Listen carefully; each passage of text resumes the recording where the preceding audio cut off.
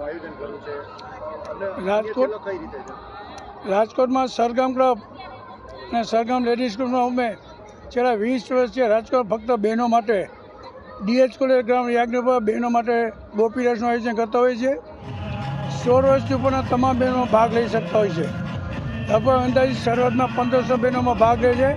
તો એ શરૂઆત છેલ્લે લગભગ 2 થી 2.5 બહેનોમાં જોડાઈ જતા હોય છે. અને રોજના અમે કોઈ સિંગલ ટિકટ ઇનામ નથી દેતા. રોજના 30 બહેનો સિલેક્ટ કરી એક બહેને 3000 રૂપિયા ઇનામ આપતા હોય છે. એવા રોજના 30 બહેનો સિલેક્ટ કરીએ છીએ. 10 દિવસમાં 300 બહેનોને અમે ઇનામ આપીએ છીએ. રાજકોટમાં અને સૌરાષ્ટ્રમાં પહેલું આયોજન ફક્ત બહેનો માટે. બહેનો પોતાની રીતે રમી શકે, છૂટથી રમી શકે એવા શુદ્ધ વાતાવરણમાં અને શિસ્તના વાતાવરણમાં બહેનો રમવાની ખૂબ મજા આવતી હોય છે. અને અમારા ગોપીરસમાં ખાસ છે કે ગુજરાતી ગીતો સિવાય કોઈ હિન્દી કે ઇંગ્લિશ કે ગીતોની કોઈ પરમિશન નથી. બધા બહેનો આપણે કાઠિયાવાડી જે ગીતો ઘણા લોક ડાયરા ઘણા ગીતો છે એવા એનો અખૂટ ભંડાર છે કે ધર્મના ગીતો એવા છે કે શ્રીનાથજીના ગીતોથી રમી શકે બધા.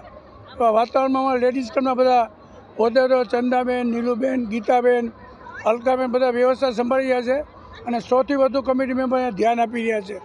આ સરગમ ક્લબનું એક નજરાણું હોય છે.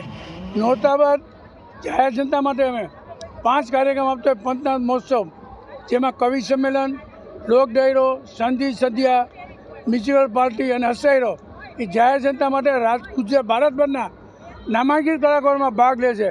કે એક કલાકારની કિંમત 5 થી 6 લાખ રૂપિયા હોય.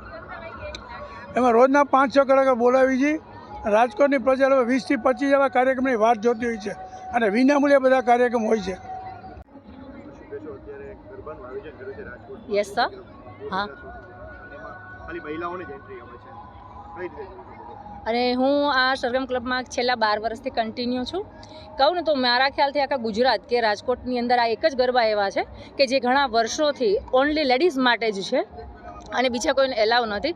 અને પ્રાચીન ગરબા ઉપર જ અહીંયા ખેલૈયાઓ ખેલી રહ્યા છે અને પ્રોપરલી ગર્લ્સ પણ સારા જ કોસ્ટ્યુમની અંદર ઓલરેડી અહીંયા આવે છે. અને સરગમ ક્લબના અમે આભારી છે કે અમારી વુમન એક સ્પેશિયલ સેફ્ટી છે એ પણ અમને અહીંયા મળે છે.